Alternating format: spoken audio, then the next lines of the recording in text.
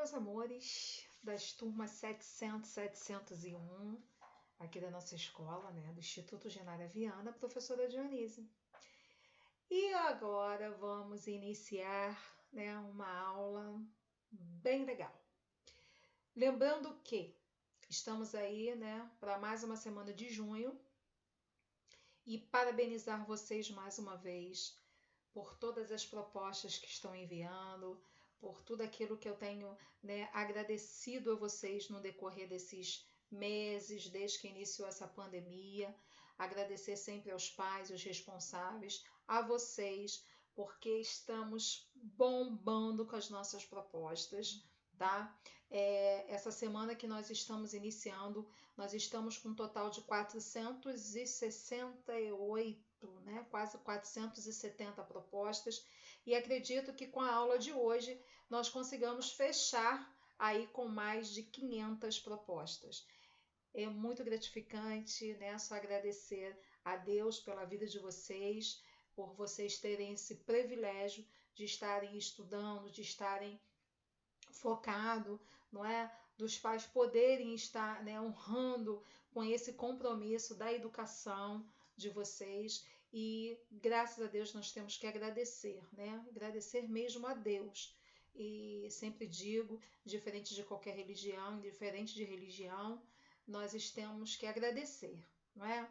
Agradecer por estarmos vivos, por estarmos bem, por estarmos chegando à etapa final, que eu tenho toda a certeza, né, do mundo, que daqui a pouco isso tudo já está passando, as escolas já estão aí se movimentando de como vai ser essa volta, e se Deus quiser, Deus vai permitir que nós voltarmos para o conforto da nossa escola, dentro da nossa sala de aula. Ainda não é o momento de abraçar, de beijar, né, de fazer acalento, mas é momento de estarmos, sim, começando a nos adaptar a uma nova rotina de vida, não é?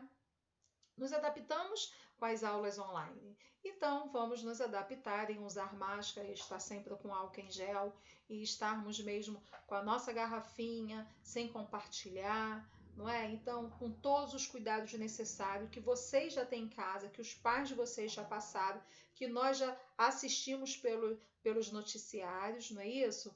Pela OMS. Então, nada vai fugir daquilo que está sendo estabelecido. É só a gente aguardar mais um pouquinho, porque isso está passando, tá bom? Bom, então a nossa aula de hoje, ao iniciar o nosso capítulo 8 do nosso livro de produção textual, porque olha ele aqui, nós demos uma parada, não foi? Nós ficamos fazendo resumos, que foi bem bacana, porque com essa questão dos resumos, vocês conseguiram se colocar em dia. E aí, depois daqueles vídeos, né, que eu passei para vocês, aqueles vídeos que começavam com uma música, eu tive muito respaldo, eu tive muitas mensagens positivas que me alegraram mais ainda, que incentiva muito mais de ouvir de vocês, não é? O quanto que vocês estão gratos por cada mensagem, pais escrevendo, né, falando, professora, sabe, eu nunca vi assim tanta dedicação. E aí a gente faz isso porque eu faço, né? Eu, Dionise, faço porque eu amo a minha profissão e amo estar com vocês, como tudo isso estão sempre falando nos meus vídeos, né? Bom, então vamos lá. Então o nosso capítulo hoje, ele vai estar falando de mais um gênero textual. E esse gênero textual, ele é chamado de carta aberta. Vamos ver como é que se produz? Bom, vamos assim, olha. O gênero textual carta aberta, vamos ler para a gente poder entender.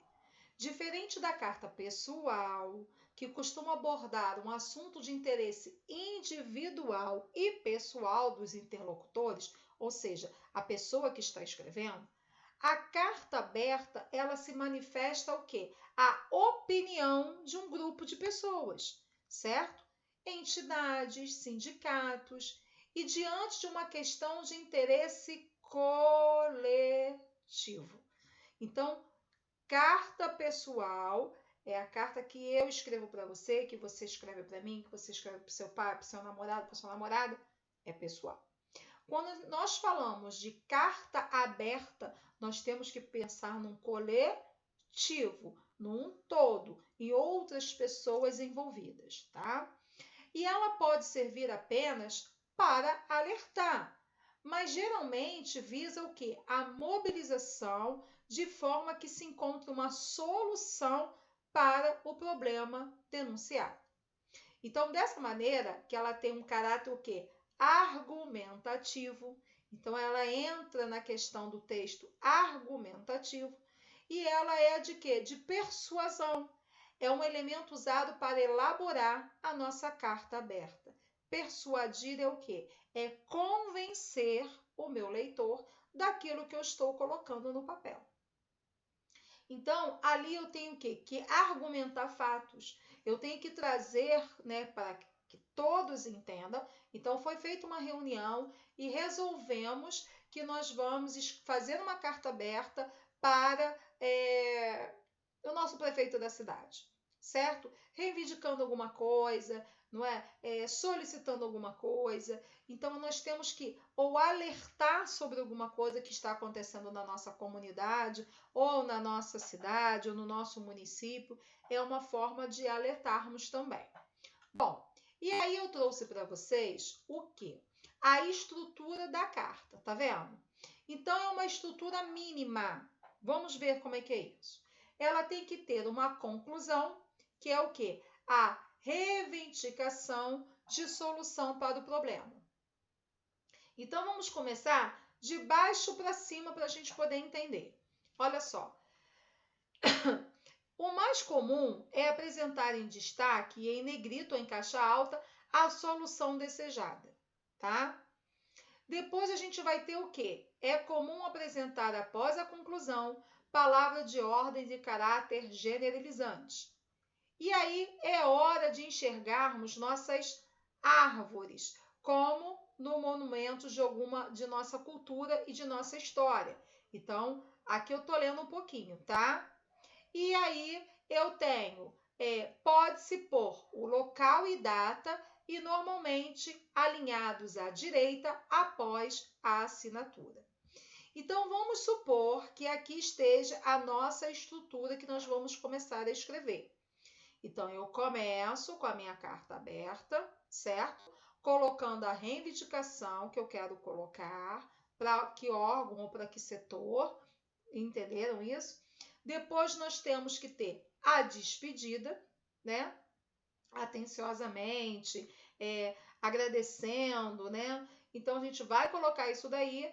Aí vem a assinatura de um membro responsável pela essa coletividade.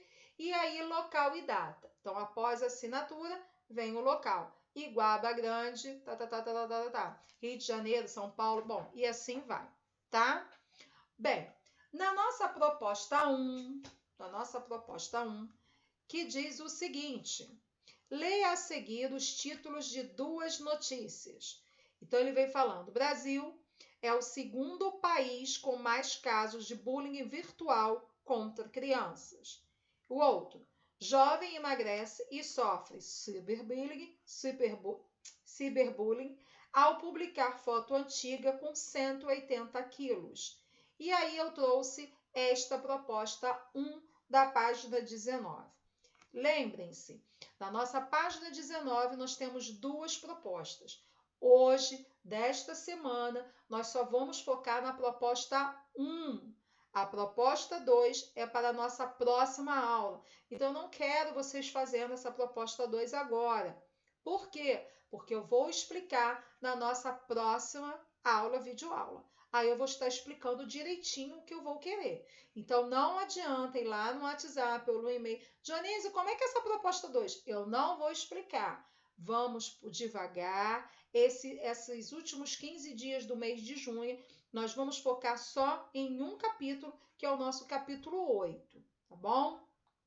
Porque quem já conseguiu estar em dia, não vamos agora nos embolar novamente. E ainda, quem não está em dia ainda, vai dar tempo de se colocar em dia, porque só vai ter uma proposta.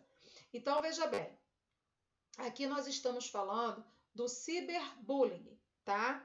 E aí ele diz assim: escreva uma carta aberta contra ciberbullying para circular na sua escola. Então, Lembrando que nós não estamos ainda no conforto da nossa escola, mas nós já temos aí uma visão da escola. Até mesmo quem é aluno novo teve já o privilégio de estar na escola, né? De ter estudado um pouquinho antes de iniciarmos a nossa pandemia. Então, lembrando disso, que nós vamos trabalhar com ciberbullying. E aí eu trouxe aqui para vocês para a gente refletir. A vida de uma pessoa que sofreu bullying na infância, até os dias atuais por ciberbullying, não poderia ser outra. Então, diga não ao ciberbullying. E aí, gente, a gente sabe muito bem que essa questão do ciberbullying é o quê?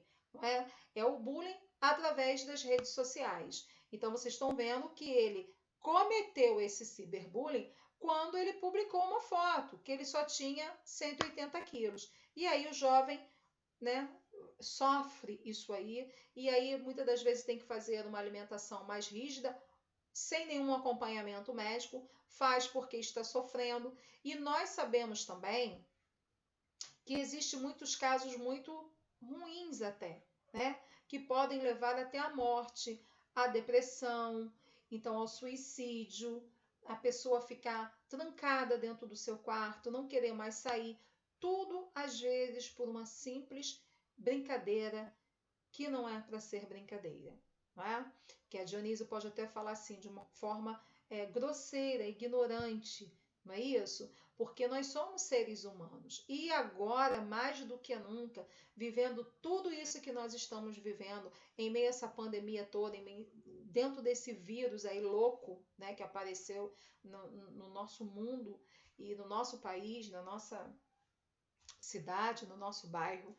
Então a gente vê que não somos diferentes de ninguém, não é isso? Cada um tem o seu estilo de vida, cada um tem o seu corpinho, o seu cabelo, os seus olhos, um usa óculos, eu pelo menos uso, não é?